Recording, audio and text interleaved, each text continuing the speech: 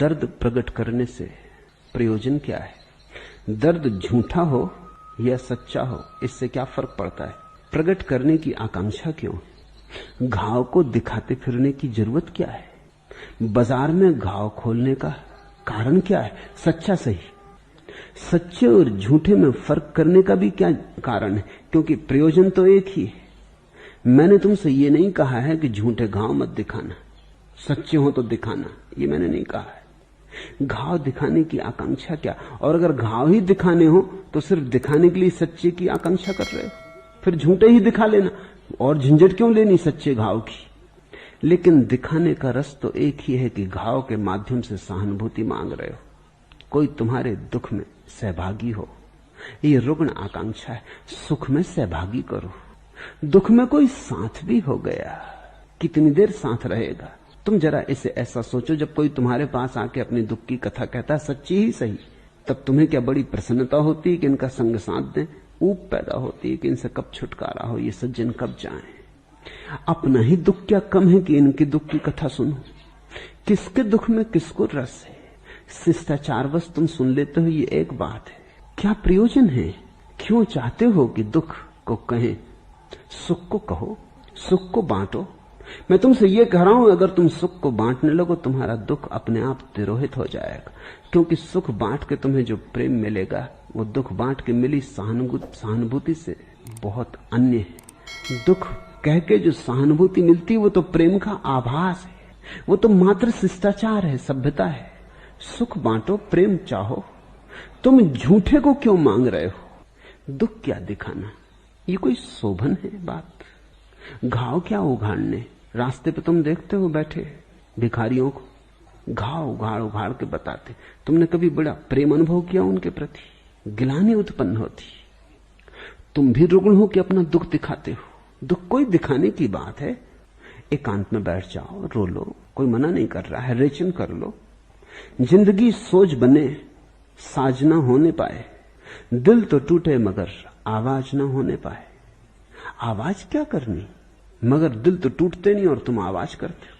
तुम लोगों को ये बताना चाहते हो कि देखो हम दिल तोड़ के बैठे हैं, अब तो आ जाओ, सहानुभूति दिखाओ, आंसू बहाओ। हमने दिल तक तोड़ दिया, अब और क्या चाहते हो? जरूर मोहल्ले पड़ोस में से कोई ना कोई आ जाएगा और सहानुभूति दिखाएगा। या तो वो खुद भी रुग्ण है और या फिर सिर्फ शिष्टाचार बस आया है। लेकिन किसको रस हो सकता है तुम्हारे दुख में, तुम्हारे नासूरों में? किसको सौंदर्य का दर्शन करना है? अपने तय रखो, रेचन कर लो, ध्यान करो, एकांत में उनको उघाड़ लो, दीवालों से बात कर लो, पहाड़ों से बात कर लो, वृक्षों से कह दो, मगर आदमियों के सामने घाव मत उघाड़ो।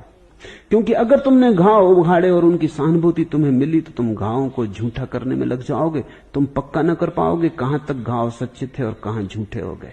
तुम घावों को बड़ा करने लगोगे, तुम घावों को रंगने लगोगे, क्योंकि इतने लोग आते हैं, अब जरा ढंग से दिखाना चाहिए। तुम कहानी को सजाने संवारने लगोगे, तुम उसमें जोड़ने घटाने लगोगे।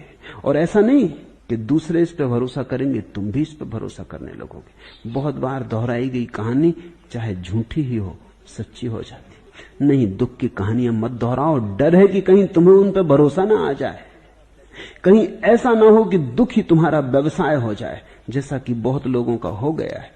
मैं तुम्हें सुखी देखना चाहता हूं। सुख को चर्चा करो, सुख के गीत गाओ।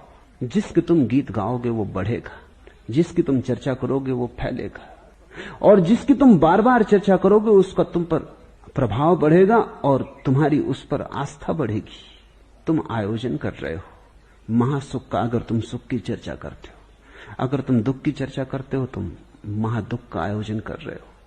अब तुम पूछते हो दमन की जिम्मेवारी किस पर? जैसे कि जिम्मेवारी मुझ पर होगी क्योंकि मैंने कहा दुख मत बताओ। चलो ये भी सही, ये जिम्मेवारी हम ले लेते, छोड़ो तो किसी बहाने सही, ये भी ठीक। दमन के लिए मैंने कहा नहीं, लेकिन दूसरे के ऊपर दुख उछालना तुम्हारा रेचन। मैं तुमसे कहता हूं कचरा पड़ोसी के घर में मत फेंको, तुम कहते हो तो हमारे घर में कचरा इकट्ठा हो जाएगा, तो फिर जिम्मेवार कौन? तुमसे कहा कब कि तुम कचरा मत फेंको, लेकिन कचरा घर है वहां फेंको, पड़ोसी के घर में नहीं फेंकना है। चलते राह चलते लोगों के ऊपर कचरा नहीं फेंकना है, क्योंकि तुम अगर पड़ोसी के घर में फेंकोगे पड़ोसी तुम्हारे घर में फेंकेगा। लेन देन की बात है, तो कचरा बदल जाएगा, छुटकारा कैसे होगा? यही हो रहा है, तुम दूसरों में दुख उंडेलते हो, दूसरे तुम में दुख उंडेलते। बंद करो, ये नाता बुरा है। इससे एक बीमार समाज पैदा हुआ है। जीवन में सदा स्मरण रखो, सुंदर के लिए प्रेम मांगो, असुंदर के लिए नहीं। सुख के लिए स्वागत मांगो, दुख के लिए नहीं। क्योंकि जिसके लिए तुम स्वागत मांगोगे, अगर स्वागत मिला तो तुम फिर उसे बढ़ाओगे स्वभावता। ये तो सीधा नियम है, गणित है। जब दुख के कारण इतना स्वागत मिलता हो तो फिर तुम कफन बांध के घूमोगे, तुम सिर में कफन बांध लोगे। दुख के संबंध में चुप रहो, वो चुप्पी तुम्हारा दुख में जो स्वार्थ है उसको काट देगी। वो चुप्पी दुख से तुम जो मजा ले रहे थे, दुख में जो रस ले रहे थे, उसकी धारा को तोड़ देगी। उससे दुख मरेगा, तुम धीरे धीरे दुखी न रह जाओगे। सुख में नियोजन करो, हमेशा अपना लंगड़ा लूलापन मत दिखलाओ, कुछ सृजनात्मकता दिखलाओ। लंगड़े हो कोई हर्जा नहीं, चित्र तो बना सकते हो हाथ से। अगर किसी का प्रेम मांगना है, चित्र बना के मूर्ति तो गढ़ सकते हो। अंधे हो, गीत तो गा सकते हो। ये कठोर लगता है, लेकिन फिर भी मैं तुमसे कहता हूं, दुख में मेरी उत्सुकता नहीं। दुखवादियों ने बड़े प्रचार किए हैं दुनिया में कि दुखी पे दया करो। मैं तुमसे कहता हूं, सुखी पे दया करो, तो दुनिया में दुख कम होंगे। इन नासमझों की शिक्षाओं की वजह से दुख बढ़े। वो कहते हैं अंधे लूड़ों के हाथ पैर दाबो, तो जिनको भी हाथ पैर दबाने वो अंधे लूड़े होकर बैठे। तुम अगर चाहते हो कि दुनिया से दुख मिटे, दुख घटे, तो लोगों को ऐसी स्थिति मत बनाओ जिसमें कि उनको दुख में स्वार्थ का हित मालूम होने लगे। श्रेष्ठ को सत्कारो, सुंदर को स्वीकारो, सुख का गुणगान करो। दुख है उसका इलाज करो, मगर स्वागत नहीं। दुख है उसको मिटाने का उपाय करो, लेकिन सम्मान नहीं। दुख है उसे सहानुभूति दो, लेकिन इतनी नहीं कि लगे कि तुम प्रेम में पड़ गए हो। दुखी को यह पता होना चाहिए कि लोग शिष्टाचार, संस्कार, सभ्यता के कारण सेवा कर रहे हैं।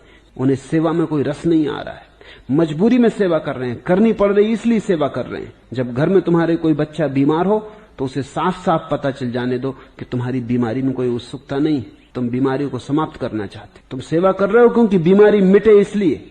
लेकिन ज्यादा लाड़ प्यार मत बतलाओ, गले मत लगाओ, सिर मत सहलाओ। बच्चे को कहीं ये भ्रांति मत दे दो कि जब वो बीमार होता है तब उसे प्रेम मिलता है। अगर ये एक दफा उसके मन में भाव आ गया कि जब मैं बीमार होता हूं तब प्रेम मिलता है, जब मैं स्वस्थ होता हूं तब कोई मेरी तरफ देखता भी नहीं, तुमने एक जहर का बीज बो दिया। अब ये बच्चा बीमार होना चाहेगा। अब जब जब भी इसको प्रेम की कमी मालूम होगी, जीवन में ये बीमार पड़ जाएगा। पूछो मनोवैज्ञानिकों से, वो कहते हैं 50 से लेकर 70% बीमारियां झूठी हैं। मैं तुम्हें एक अलग ही जीवन दृष्टिकोण दे रहा हूं। दृष्टिकोण पूरा ये है कि बीमारी है माना, होनी नहीं चाहिए। बीमारी है माना, मिटाने का उपाय करेंगे, लेकिन इसके साथ प्रेम इत्यादि को पागना उचित नहीं। दुनिया बहुत सुंदरतर हो सकती है।